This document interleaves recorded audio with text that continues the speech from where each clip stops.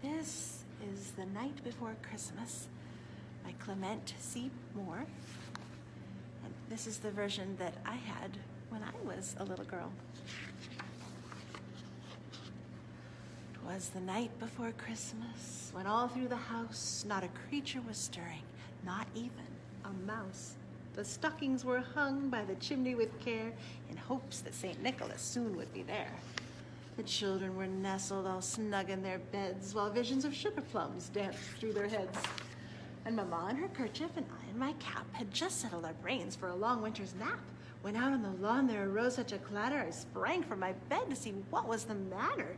Away to the window I flew like a flash, tore open the shutters and threw up the sash.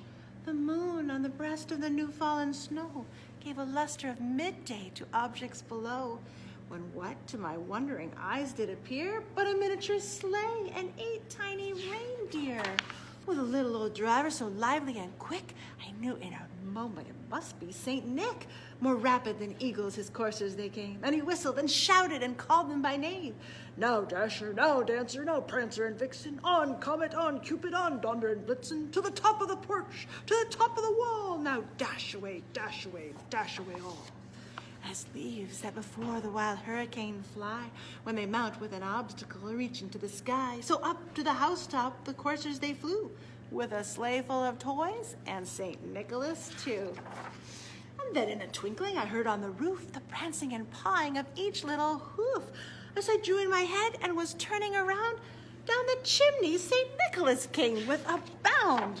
He was dressed all in fur, from his head to his foot, and his clothes were all tarnished with ashes and soot. A bundle of toys he had flung on his back, and he looked like a peddler just opening his pack. His eyes, how they twinkled, his nipples, how merry. His cheeks were like roses, his nose like a cherry.